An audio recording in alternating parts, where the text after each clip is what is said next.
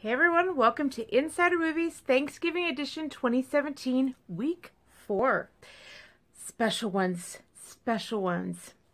And I picked ones that would last you all weekend long.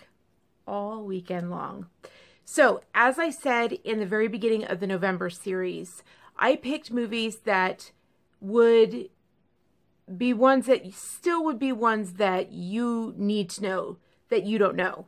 Ones that everyone thinks you know, but you don't know. I didn't pick ones that were just my favorite, that I love from childhood and things like that. And I also left out ones that will always be in the holidays and that we've already done, things like that. So there was a filter on these, and I also wanted to be diverse and things like that. But still, it was a really, really difficult list to do. I mean, I thought the October movies was hard to do. So we are finally here. We are finally here at week 4. And it has been an amazing run. And yeah, last week was really special. And now we're here at Thanksgiving. And we're really lucky we have this holiday. It really says something about us as a country that we have this holiday. That really says something about our country, that we have this as a holiday. So let's get ready to celebrate with giving thanks for these amazing movies that we have. Now, I have 2 sets for you. The first one is, I consider it a movie, but it was made to be a TV series, I guess, and but it really plays as a movie because it is 6 hours long. It was played in a 6-part series, and it is just famous. You need to know it. You have to know it. It is Pride and Prejudice. It's not just any Pride and Prejudice. It is Andrew Davies' Pride and Prejudice. What does that mean, Andrew Davies' Pride and Prejudice? A lot of people just know it as the Colin Firth Pride and Prejudice. And some of you may not know what I'm talking about, and that's why I made this series. You're just like, I don't know what you're talking about at all. So let me just start from the beginning. All the way back in 1995, the BBC likes to remake books and do excellent versions, just do books that are in British history from the British language, and they go ahead and do historical pieces, and they do historical TV series, and they redo all these books, and Jane Austen's a big one. But when they decided to do Pride and Prejudice, which the BBC had done before, they just decided to go all out. And Andrew Davies is a writer, and he wrote this one, and no one's really been able, who am I kidding? No one's come close to touching it. No one's come close. No one's come anywhere near touching it. And the reason why it's so famous and the reason you need to know it is it's pretty much generally known among writers, especially among British writers, just amongst writers of screenplays the world over. It's just known that this is probably the best, if not one of the best book adaptations ever written. Like, ever written. One of the best adaptations to screen. Because Pride and Prejudice is a book that's just cherished. It is cherished. It's been cherished ever since it was published. All the way back in the early 1800s. And somehow he took a book that was published and cherished and already done and redone over and over, and then people do it in updated versions. There's a Bollywood version. There are 8 million versions of Pride and Prejudice out there, and even since this one, but there was a calm after this one. After the Andrew Davies versions came out, which it was a partnership between the BBC and A&E Television. They did a partnership, and they did a 6-hour series. And they did an hour, a 55-minute, like, they released it through 6 days. There were not any Pride and Prejudices written or produced again for a long time. And to this day, like, they rarely do it. And if they do, they just kind of know, like, they don't try too hard. They don't try too hard because they just know it's been done. Like, it's been done. And that's rough. Like, it is very, very rough. Like, Phantom of the Opera is the other one that was extremely beloved, and they actually did a good job adapting that to the screen. And no one thought they'd be able to do that. No one thought they could adapt it. So, I I don't know enough about Broadway to say about Chicago, but how could they not like Chicago? But I don't know Broadway, so who am I to say? Bob Fosse is holy, so what can I say? Anyway, so Pride and Prejudice is one that even the men in our group, we will put that on and we will watch it for 6 hours straight when we have the flu or something like that. Or even when we go through a rough patch or something, like if someone gets off of a big movie or something like that, or if someone loses a gig or someone hits a rough patch, or if life happens or everyone's tired, sometimes we'll just watch this and we will just munch and veg on this for 6 hours. And sometimes I think it's funny because I'll find out that they're watching it, like a group of them will be watching it and I didn't even know it. Like I'm off doing my own thing and turns out they're watching it. It's just something that I remember when I was in England, I was studying BRIDGET in England through my school.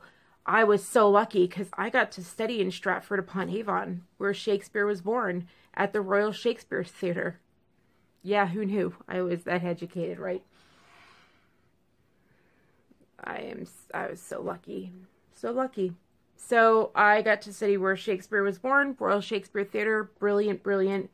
And when I was in the Royal Shakespeare Theatre, I think it was in the Swan Theatre or something. They have 3 theaters there. I highly recommend going there. I remember one weekend, just quick story. It's a very short story. I remember one weekend they gave us a 4-day weekend and they said you can go wherever you want. They just said, go ahead and it's your weekend. We are not going to put any classes on it. No speakers, no nothing. Go. And my friend and I did something no one else did. Everyone went to like Ireland or Paris, or they all went, they just scattered. And my friend and I, we were like, we're going to stay here. And we did. And we were like, we're going to buy a ticket to every single play at the theater. And that's what we did. We were like, we're in Stratford-upon-Avon. That's what we came for. If we're here, let's do it. Let's say we did it. Let's do it. If we're here, let's take the 4 days and do it. And so we took that 4 days and we saw every single play all 3 theaters had to offer. Best decision we ever made. Best decision we ever made. Best decision we ever made. I think even the professors were jealous. They just were like, why didn't we think of that? Best food ever. Excuse my cat Taz. He wants me to go to bed. All right. So the last thing is that I want to say about it is that you have to know one other thing that everyone thinks you know. Gotta know this. So Colin Firth, his career was made in this series. If you know who Colin Firth is, if you don't know, he's the one who plays Darcy. Darcy's from the main character in Pride and Prejudice. He's love interest. He plays Darcy in Bridget Jones's Diary. That's a huge movie. It's on our list. Massive movie. But he got that role because he played Darcy in Pride and Prejudice, and he became this icon in the British culture. Just this icon. Every woman wanted him. It was like Leonardo DiCaprio in the American culture. That was Colin Firth in the UK culture. Like, just, they all wanted him. Colin Firth couldn't go anywhere without being swallowed alive. So, the British, oh my God, they have that thing memorized. They love Pride and Prejudice. They have that thing memorized. So, Colin Firth, was known as Darcy, so they still call him Darcy. So when Bridget Jones' Diary came out, which they called him Darcy, the writer called him Darcy. Hold on a minute. Okay, so Bridget Jones' Diary was a huge success, huge book, and so they made that into a movie. And what she did is she named the love interest in that book Darcy, and she did that on purpose because rich woman loved Darcy from the book Pride and Prejudice, and it was supposed to be like he's impossibly handsome or the love interest, whatever. That's her thing. And so when they did the actual movie, they actually cast Colin Firth as Darcy. And it was just genius. Genius. It ensured that every single woman on the planet would go and see that movie and drag their boyfriend, man, husband, wives, everything. Everyone would go see that movie. And then they made another, and then another, and then another. And that's where Colin Firth became famous from. All from Pride and Prejudice. That's how he was discovered. Jennifer Ely, she also was discovered in that one. Incredible. Absolutely incredible. Incredible. Legendary. Legendary. It's legendary. You have to know that one.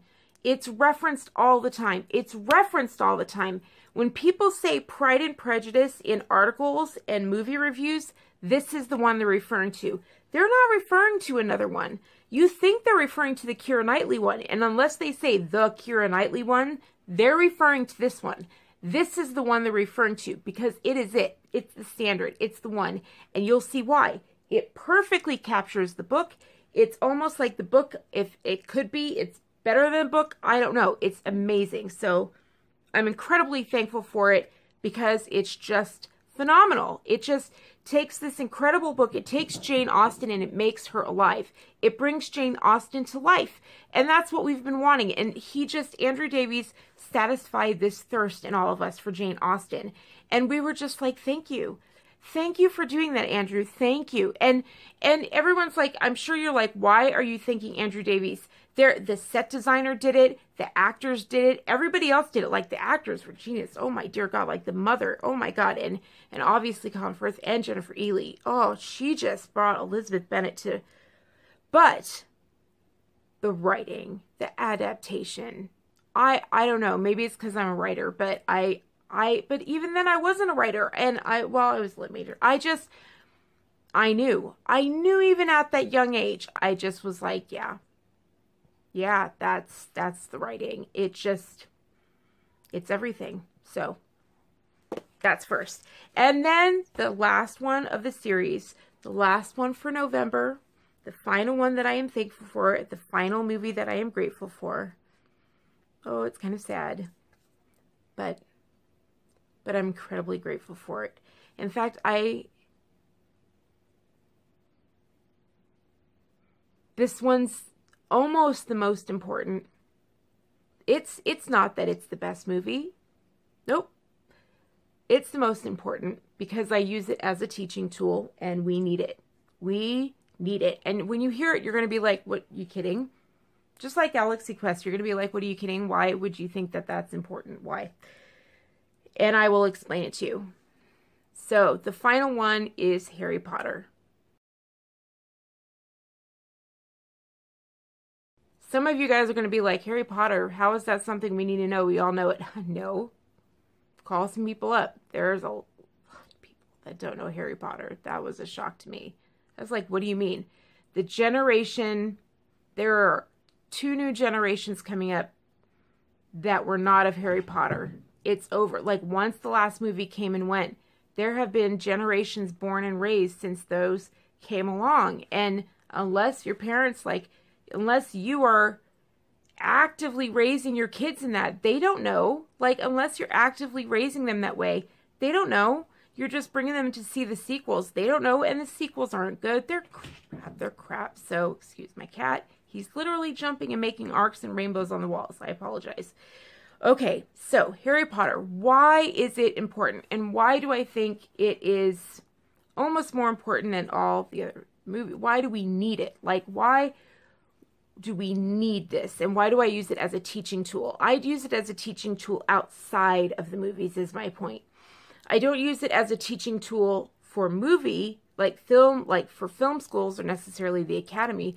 I use this as a teaching tool for my life coaching and for parenting and for raising kids, for life skills. And I use it as a teaching skill with my group when I'm helping them out with their life. Because obviously, I'm sure you figured that out by now, I get a lot of calls. begging me for help and insight, because I'm just sitting here. I'm not doing anything. They've got access to me. I'm like, just call me. Fine. I'm just 24/7 counselor on call, and that is just fine. All right, so Harry Potter is essential and needed, and I'm so glad it's here, and I'm terrified. I'm terrified that we're going to lose it because parents today don't think to teach it and share it and have their kids read books, because parents don't really parent anymore. They don't sit down with their kids and read. They don't remember that the reason they know all this stuff is because their parents did it with them. They're so busy on their phones, they forget to actually parent their kids.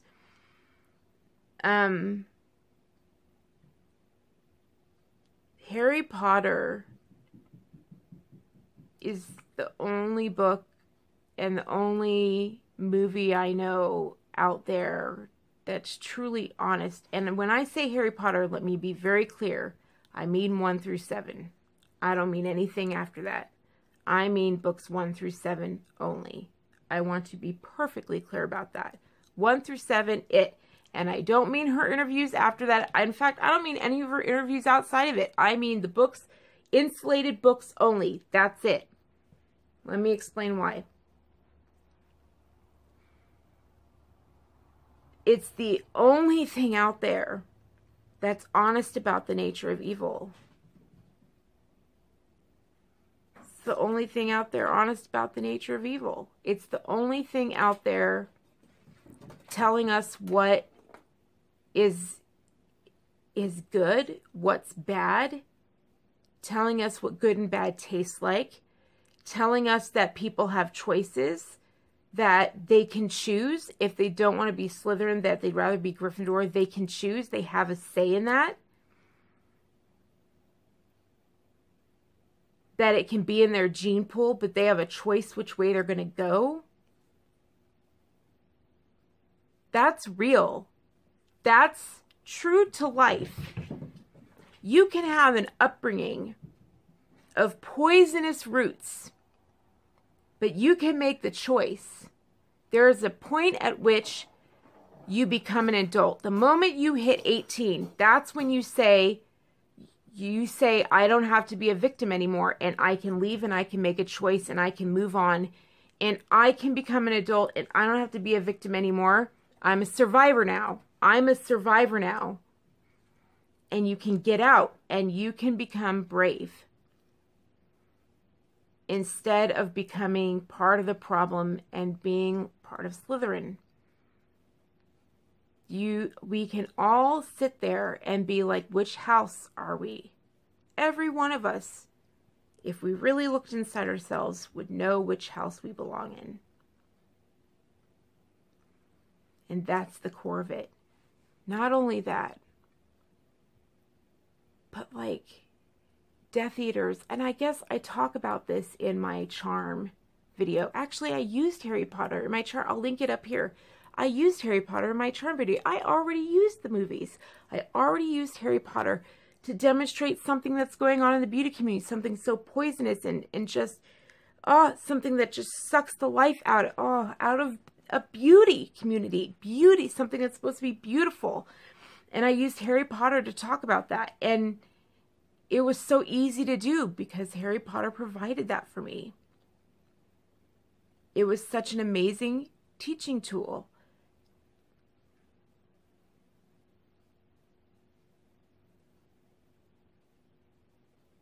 I was just like, where would the Sorting Hat put them? And I know they know the answer. And that's the end of the conversation. You unsubscribe or you don't subscribe. And if you stay subscribed, then maybe you belong in that house too. Because that's a choice. You're choosing to be in that family. And not only that, there's all these other things about human nature. I mean, they always used to say Charles Dickens was so great. He's so historic. And he belongs in the canon of English literature because he wrote human nature so well. He wasn't my favorite by a long shot. Not even close. J.K. Rowling, though, who wrote Harry Potter, all right. She got Rita Skeeter down with the press. She nailed him.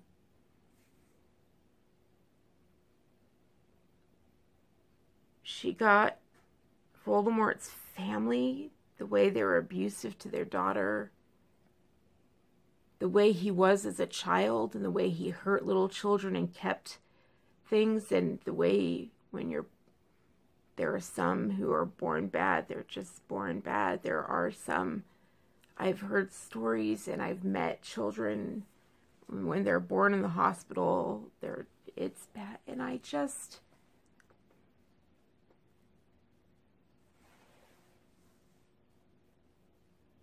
that's not Hollywood anymore, you guys, and you know it. You guys in Hollywood, you tell us that the bad guys aren't really bad guys anymore. But you know you got to grow up with the Smurfs telling you, oh, Papa Smurf will make sure the bad guy, you know where Gargamel is and watch out for the bad guy. You were raised on cartoons that was like G.I. Joe, you know, like watch out for the bad guy. All your shows growing up were watch out for the bad guy, watch out for Leave It to Beaver, watch out for the bad guy. Now what do your kids have to grow up on? What are they growing up on? Stuff that's like, there is no such thing as a bad guy. You just like lambs to the slaughter, man. Lambs to the slaughter. You can't understand why your daughter's in an abusive relationship. You can't understand why she can't hold on to her money. You can't understand why she's a sugar baby. You can't understand why she's on an escorting service. Really? Really?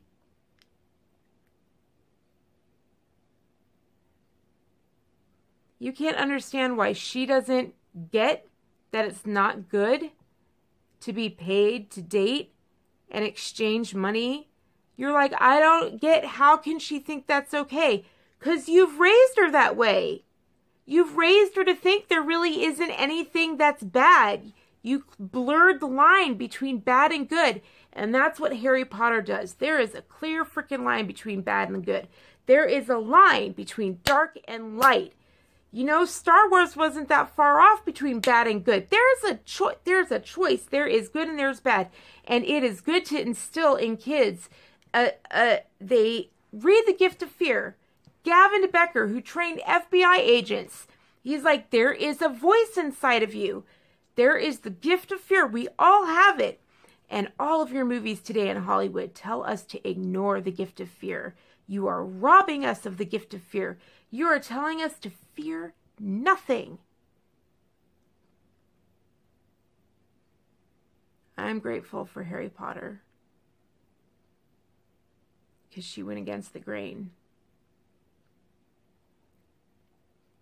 And she said it was okay to fear something.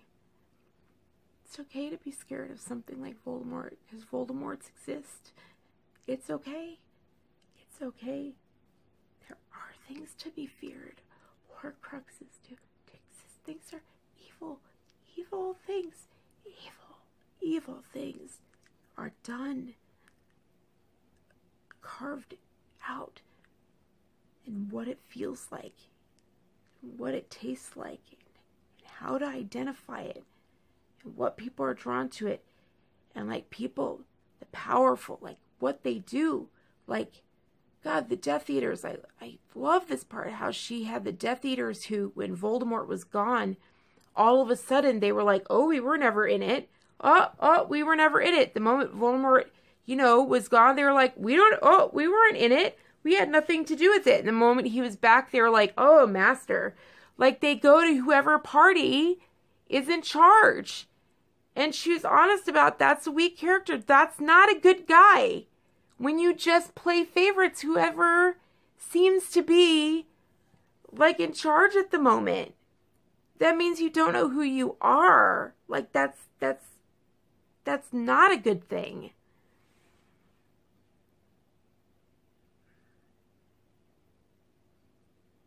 I think the book's the number one option listen to the books on audio tape. That's what I recommend. Books on audio tape. Go for a drive with your kids. Listen to it on audio tape. Oh God, it's so good. It's so, so good. You can get it on Amazon. It'll try not to put you through to it, but you can do it. You can get the CDs and go to your library. Your library will have them. And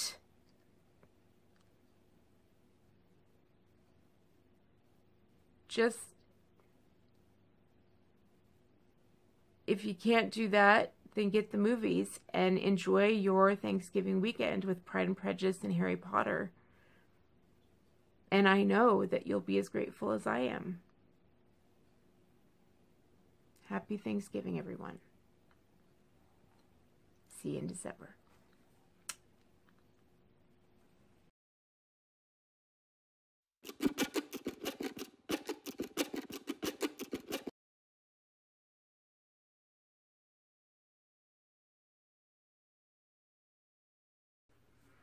Hey everyone, I forgot to tell you, I can't believe it, I forgot to tell you that on Thanksgiving, you can't forget to watch a Charlie Brown's Thanksgiving.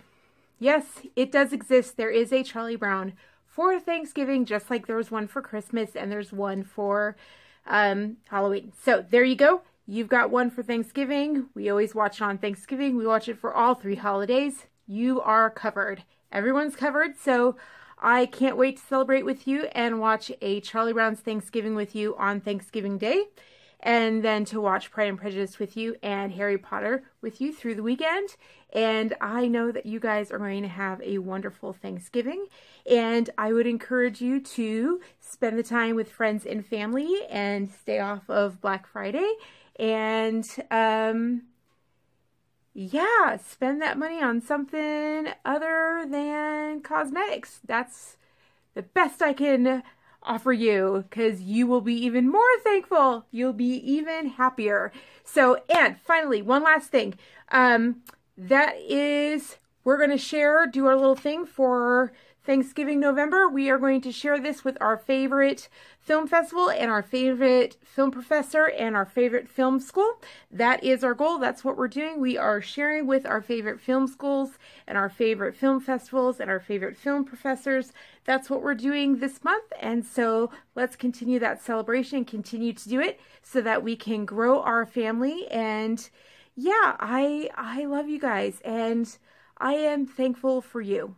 I am most thankful for you because I have been looking back and I've been recently just paying attention to how healthy I've gotten. I can't believe it. If you look back at my videos from when I started, the change is stunning, and I haven't been able to notice it all that much because I've been so into my editing. And then my doctor's visits recently I've done a ton, which also shows you how healthy I am, because I used to only do one every other week, and I did like 3 back-to-back, 1 every week, which is like unheard of for me.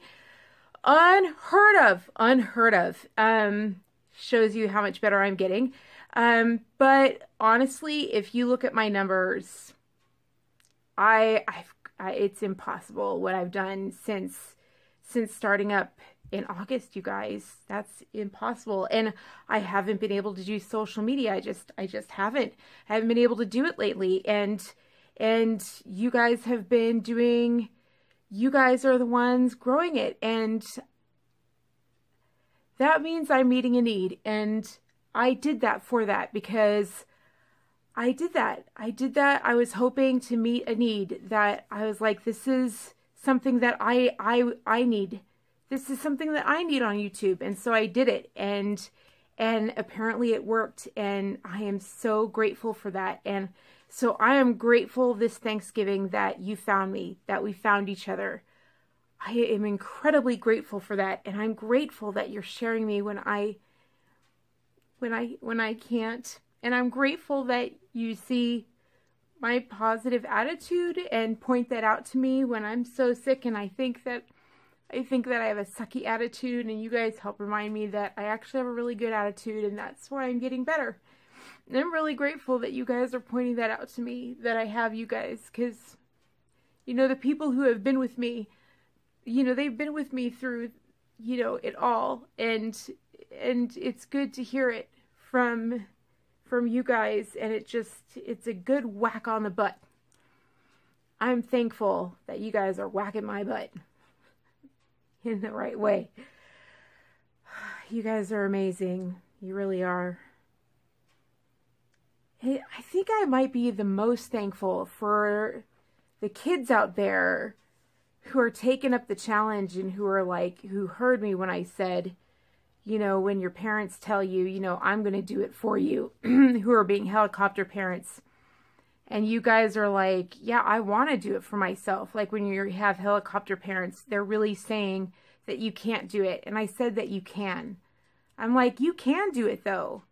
Like you can do it. Look at those advertisements of kids who are like, you know, 18 years old and they already have their own farms. They have their own fields of hay and everything like that. Like you guys are capable of the world. Like watch Judge Judy. Like she's my latest diet. Like she's my latest trend right now. And I'm just like, wow, she puts the world in focus. Like sharp, instant focus, huh? And she's very aware of what we're capable of doing as humans, you know? And I'm just, I think I am even beyond my health and everything. I think I'm most grateful for the kids out there who have had that mirrored and are responding to that and are like, I can't do it. And you guys are going out there and making it happen. Because I had to do that. Like my parents were going to back me up. Like I was thinking about that with this series that I was doing when I was thinking about, like, you know, offering my services to go to the movies and everything. I remember when I was at my school, I was approached about joining the film program, and it was like the #1 film program at that time in the nation.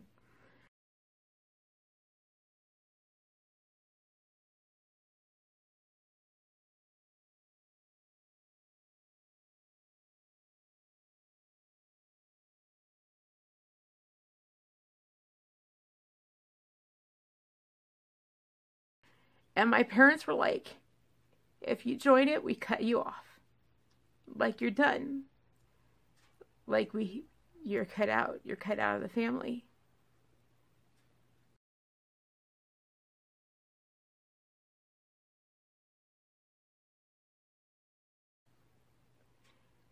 And I was just such a trained little puppy, you know? I just was like, oh, they just knew the right words. Now I look back, if I had a good friend or someone, but you know, you attract people who are like you. So it's hard to find someone who will say that when you're in that kind of place.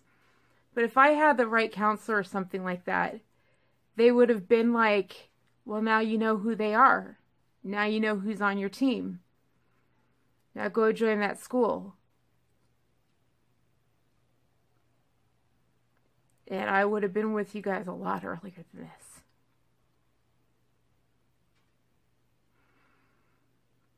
But I'm with you now. Thank God for that. Happy Thanksgiving, guys.